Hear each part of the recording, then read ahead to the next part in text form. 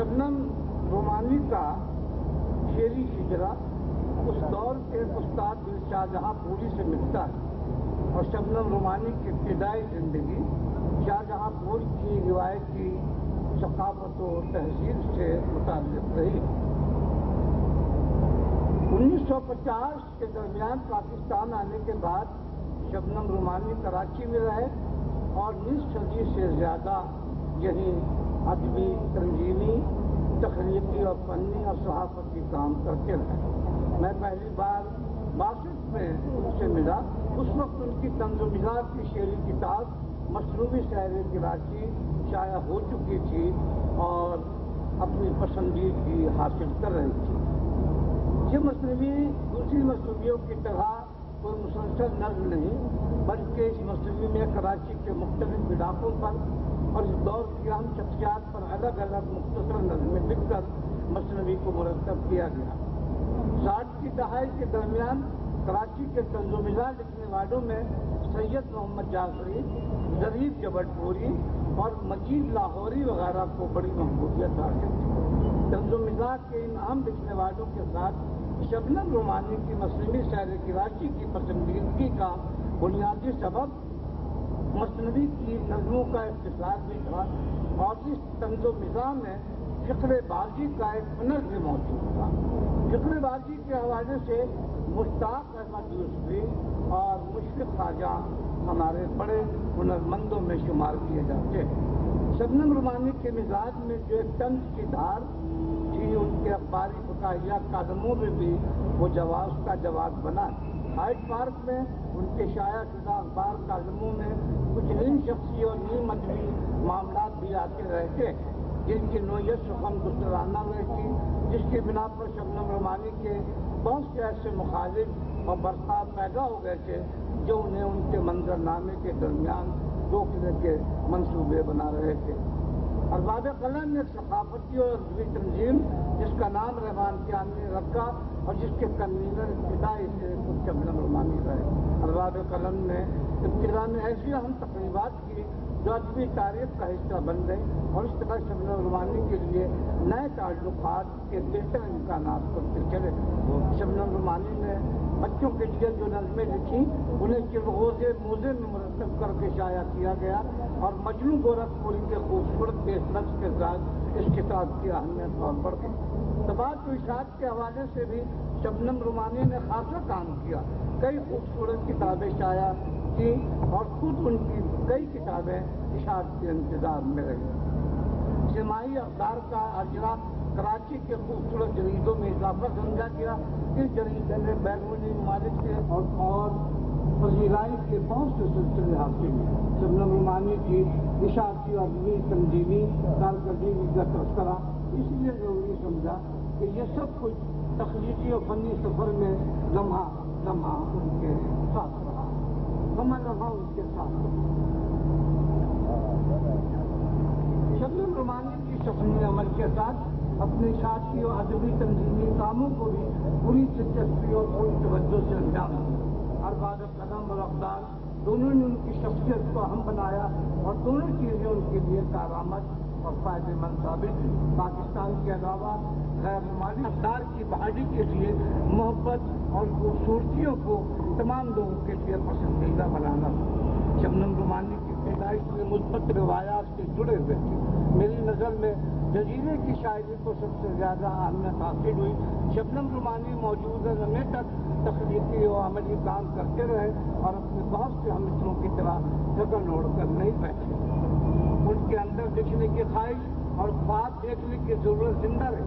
शबनम रोमानी रफ्तार तो नहीं थे, लेकिन तवील मुद्दत के दरमियान जो मज़ामीन उन्होंने लिखे और जो अदबी तकरीरें वो करते रहे, उन सबको अदबी हवालों में ही शुमार करना चाहिए। फकाहिया कामों, बच्चों की नज़्मों, सहाफ़ती कामों ने उनके नाम को बढ़ाने में अहम किरदार का तबलहजा कराची की रिवायत से बेवक्त मगर फरसूदा, पुराना, मसनूई या बेसाख्त नहीं। उनकी शायरी के पाँव मुस्बत ज़मीन पर जमे हुए थे। उनके जजीरा शबनम रोमानी की शायरी का जदीद, मुनफरद, इश्तिहाराती, अलामाती ज़रूरियात और तारीफ का वो मजमुआ है जो उनके फ़िक्र-ओ-अमल और उनके तख्लीकी और फनी महारतों का नुमाइंदा भी और उनकी रोशन लफ्जों के बदन में गर्दिश करने वाला लहू जमीन के जिंदा हरारत इतना ताज़ा और सच्चा है। शबनम रूमानी की शायरी में एक गहराई है। अलामत बिगारी को ताज़ा बोझ और फनी इर्तिफा की सूरत माना जाता है। तफहीम के लिए अलामत की कड़ी की हैसियत रखी। एक तरफ अलामत की शायरी इस शहर की रूए शकस्ता किया हुआ, लेकिन खुद इस शायरी में बिखरने वाली कोई कैफियत नहीं। ये शायरी तो इंसानी और गैर इंसानी फिक्र अमल और जज्बा ख्याल के सामने कभी आईना और कभी दीवार बनकर खड़े हो जाने की जरूरत रखती है। इस शहर के मुनाफत, बेयकीनी, खुदगर्जी, अजनबियत, दौलत की हवस, सच्ची मोहब्बतों की तरजील, जमालियात का बाजारी बन जाना, जिनसियत की ख्वाहिशों का बेलगाम होना, बेचेहरगी का आम हो जाना और इस तरह के वो बहुत से तजुर्बे हैं जो शबनम रूमानी की शायरी में जिंदा खतोखाल के साथ अपना इजहार करते रहे।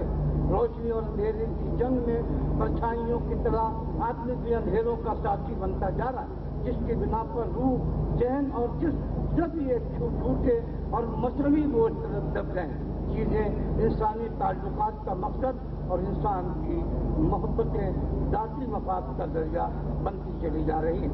शबनम रूमानी जिस तरह लमसियाती, बसरी, हिस्सी और तजुर्बाती तनाजुर में अपने दूसरे हमअसलों से मुख्तलिफ हैं, इसी तरह वो कहीं भी नुहागरी का शिकार नहीं हुए। उनकी अलामतें हों या उनके प्यारे, सभी एक नई उड़ान, एक नया जायका और एक ताज़ा खुशबू का एहसास दिलाते हैं। यही वजह है कि जिंदगी के खुरदुरे, पथरीले, बेरंग और तर्क मसाइल भी शबनम रूमानी की शायरी में मुतासिर करने की सलाहियत रखते हैं। शायरी का फन लफ्जों का फन है।